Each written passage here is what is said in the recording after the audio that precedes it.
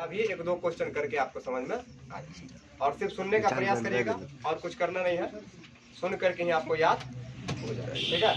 क्योंकि जब सुनिएगा तभी क्वेश्चंस जो देंगे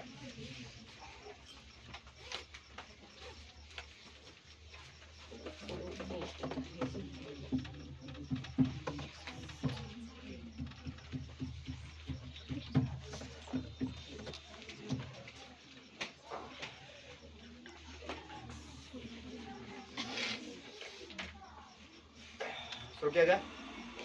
जी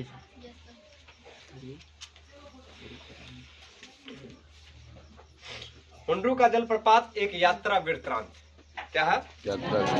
यात्रा वृत्तांत का मतलब होता है कि जब कहीं कहीं हम जाते हैं तो कहीं यात्रा करते हैं तो उस रास्ते में दिखने वाली सभी चीजों का वर्णन। जैसे हम यहाँ से लहरियासराय गए तो यहाँ फेकला चौक से निकले, रास्ते में क्या क्या चीजें हैं, कहाँ गाछी है, कहाँ खेत है, कहाँ पानी है, कहाँ चौक है, कहाँ घर है, कहाँ क्या है, उसका वर्णन करते हुए चले, जिससे सुनने वाले लोगों को ये लगे, उसको फील होता चले कि हाँ जो सब बोल रहा है वो एकदम महसूस करते जा रहे। बात समझ में आया? अभी जो हम कहानी पढ़ेंगे तो हम लोग भी उसी यात्रा की ओर बढ़ेंगे और ऐसा इमेजिन होगा कि हम लोग भी वही देख रहे हैं, वही कर रहे हैं जो इस किताब में क्या है लिखा है। तो करिए, उठाइए दो हाथ और बोलिए मिशन 400। छोटा नागपुर स्वर्ग का एक टुकड़ा है। जमीन में हरियाली, आकाश में नीलिमा, पग पग पर पहाड़ों को देखकर धरती भी उबड़ खाबड़ और ऊंची हो गई। तीव्र धारा और गंदले पानी के साथ नदियां बल खाती बह रही हैं, जिन्होंने मैदानों की छाती चीरी है और पर्वतों का अंतर फोड़ा। झाड़ी झुरमुटों, पेड़ पौधों और लता गुल्मों के साथ जंगल अपनी जगह पर आबाद है, जिन्होंने जंगली जानवरों को शरण दिया है। बेहतरीन सड़कें, जिन्हें बनाने में ठेकेदारों को कम तरद्दुद और विभाग को कम व्यय पड़ा है, सांप की तरह भागी जा रही है और उन्हीं के साथ कुछ सवारी, कुछ पैदल मुसाफिर भी द्रुत गति से चले जा रहे हैं। धरती पर आदिवासियों का नृत्य हो रहा है। आसमान में बादल आंख में चौली खेल रहे हैं। जन जन के कंठ से मादक गीतों की सृष्टि हो रही है, जिनसे पहाड़ और मैदान गूंज रहे हैं। जंगली जानवरों की आवाज के साथ साथ जंगल का कोना कोना बोल रहा है। विचित्र विचित्र पक्षियों की चहकन से पेड़ों की शाखा शाखा गुलजार। सुंदर जलवायु, मनहर वातावरण, हवा धीरे धीरे डोलती है तो अपने साथ फूलों की सुरभि बिखेरती चलती है। बादल धीरे धीरे बरसते हैं तो उनसे स्वस्थ शरीर और सुंदर स्वास्थ्य का वरदान मिलता है। नदियां कल कल छल छल स्वर में बहती हैं तो किनारे पर के रहने वाले को अमृत मारती है। झरने सतत झर झर कर आंखों को तरी और नवी, कल्पना को सुंदर खुराक, चित्त को स्वच्छता और पवित्रता प्रदान करते हैं। खानों में कोयला और अवरक, जंगल में तरह तरह की लकड़ी, फूल फुनगिरियों पर नाचती तितलियां, फल भार से झुके जा रहे पेड़, शोभा संपन्न अवर्णनीय घाटियां, सुषमा की दर्शनीय नदियां, हरी तिमा वाले मनमोहक मैदान, मन पर जादू जैसा असर करने वाले पर्वत, मस्त निवासी, इन सब के साथ यह छोटा नागपुर। यह क्या है? एक और पृथ्वी अपने कोष को उगल रही है तो वह कोयला बनकर लोगों के घरों में सोना भी ला रही है। एक और पृथ्वी अपनी चमक दमक का प्रदर्शन कर रही है तो वह अपरख बनकर दुनिया का श्रृंगार कर रही है। अपने निरंतर संघर्ष से नदियां पत्थरों को खरीद खरीद कर एक नवीन आकार में प्रस्तुत कर रही है तो लोग उसे श्वेत शालिग्राम कहकर पूजते हैं। पत्थरों से करुणा की धारा झर रही है जिसे लोग झरना कहकर विस्मित भाव से देखते हैं। इस छोटा नागपुर में कई दर्शनीय झरने हैं, पर उसमें हुंड्रू का झरना निराला है। मैं जब भी रांची गया हुंड्रू देखने जरूर जाता हूँ। यह झरना है जिसने मेरे मन प्राण पर जादू किया है।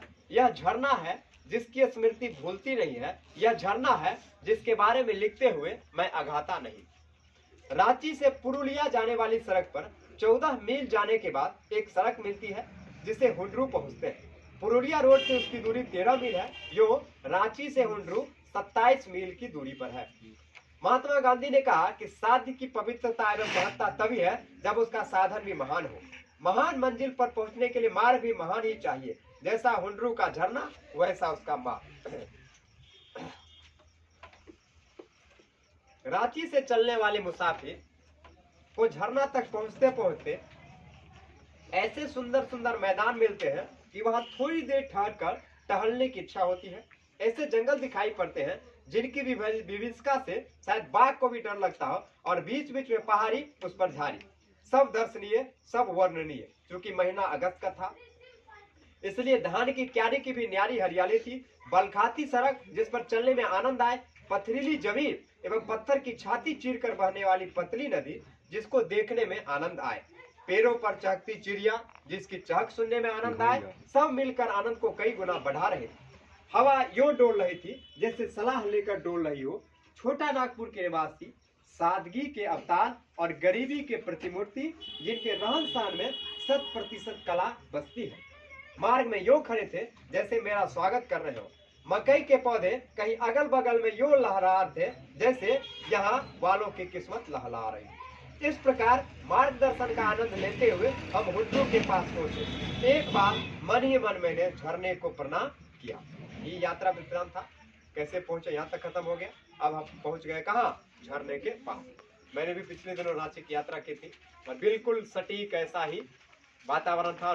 बस के खिड़की के बगल वाला सीट, और जैसे ही रांची से बस खुली सिमडेगा जिला के लिए, छत्तीसगढ़, अब पूरे रास्ते लगभग 150 किलोमीटर की यात्रा, 150 किलोमीटर, और पूरे रास्ते में इधर खाई है, इधर जंगल है, इधर पहाड़ है, इधर झरना है, इधर पहाड़ सट रहा है, इधर दूर से पहाड़ दिख रहा है, इधर एगो पतला ने मन करता गाड़ी को रोक के यहीं आराम से एकदम देखते रहे। इतना मजा आ रहा, एकदम सटीक मजा आ रहा। उबड़ खाबड़ रोड, कहीं थोड़ा पहाड़ पर रास्ता, थोड़ा नीचे रास्ता, थोड़ा पानी के बगल से रास्ता, उधर थोड़ा झरना गिर रहा है, एगो पतला वाला नदी जा रहा है, भयानक भयानक जंगल दिख रहा है, घाटी में ऊंचा ऊंचा पहाड़ दिख रहा है। इतना मनोरम दृश्य था कि सारा टेंशन दूर हो। अभी रात में जब आ रहे थे तो मने मन हुआ कि वो साला रात में बेकार आए, दिन में आते और मजा आता देखते।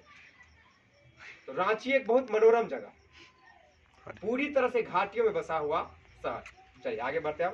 अब हम लोग हुंड्रू के जलप्रपात का वर्णन, कैसा वो जलप्रपात है और कितना सटीक वर्णन है।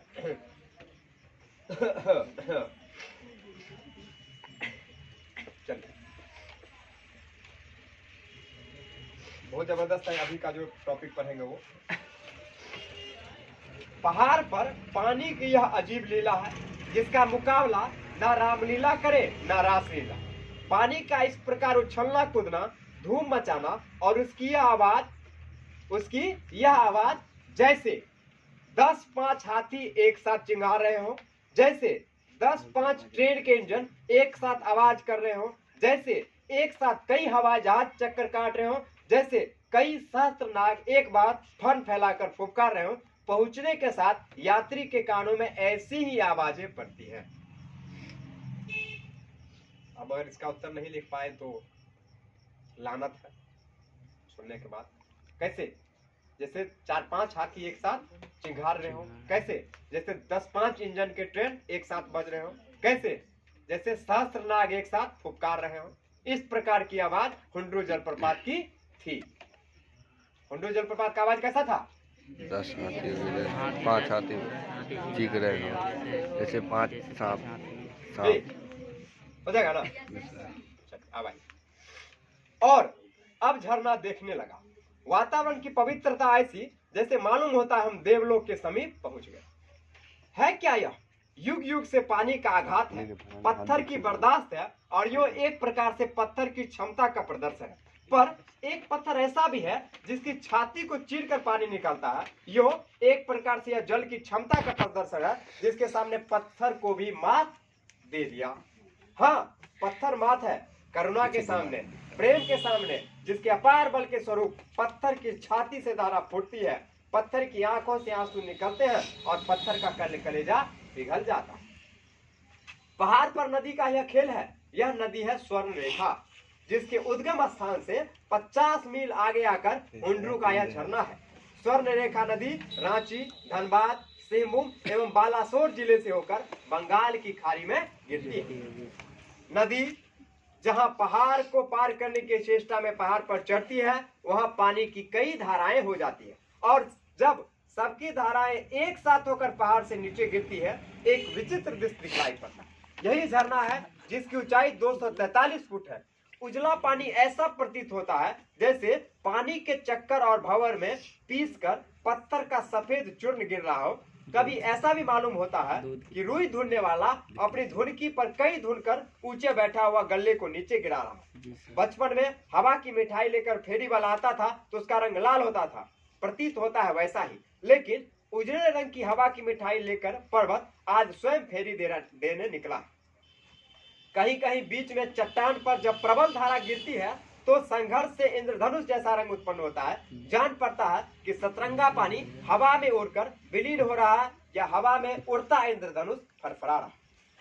चारों ओर जंगल और पहाड़ के बीच में प्रकृति की यह लीला स्थली है। झरना के एक और का जंगल रांची में है तो एक और का जंगल हजारीबाग में, और बीच में झरना बह रहा है। मानो उसका यह संदेश हो कि वह सबके लिए है, सबका कल्याण उसका उद्देश्य है। वह न रांची का है न हजारीबाग का, बल्कि सबका। झरना का क्या संदेश है? ना हजारी कैसे? का है ना दोनों के बीच में कथी दोनों झरना, कथी दोनों के बीच में झरना। संभव है कि मतलब वरना आधा जंगल रांची में, आधा जंगल हजारीबाग में। हजारीबाग में।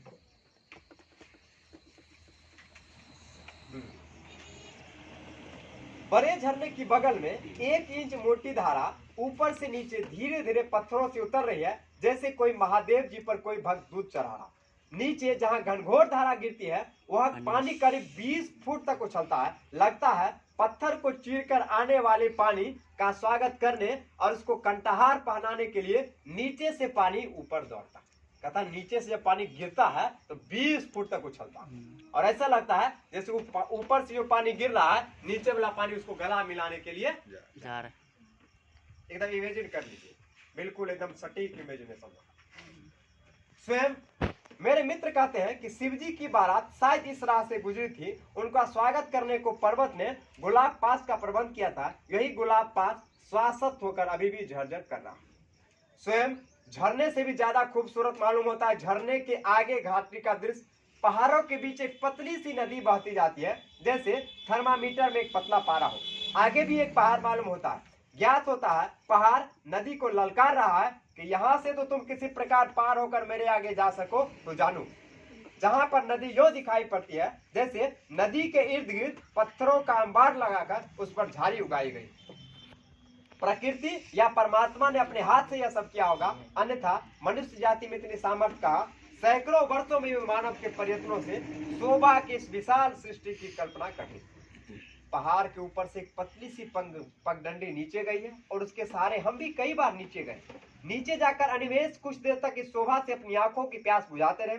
यह शोभा, यह छट्टा और यह दृश्य इतना बड़ा प्रपात जहां 243 फुट से पानी नीचे गिरता है। बीच बीच में चट्टानों की वजह से हुंडरू की शोभा बिखर जाती है। पानी कुछ पीलापन लिए हुए और यो सरसराता हरहराता गिरता है कि कुछ भयंकर मालूम पड़ता है।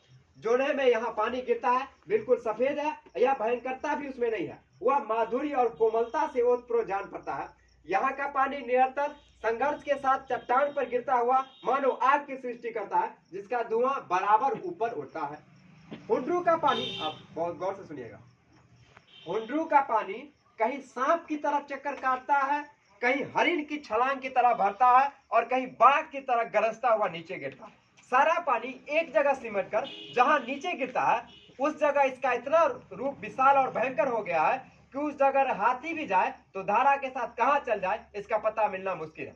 इसके बाद धीरे धीरे मंथर गति से इसका पानी नदी के रूप में, जिसे देखने के लिए दिन रात दर्शनार्थियों का तांता लगा रहता है। यह डिस्ट्रिक्ट बोर्ड की ओर से एक बंगला बना दिया गया है, लेकिन खाने पीने के सामान का यहाँ भी अभाव है। हुंडरू प्रपात की भीड़ और चीजों का अभाव देखकर ख्याल आता है कि यहाँ के लोग सचमुच अव्यवहारिक हैं।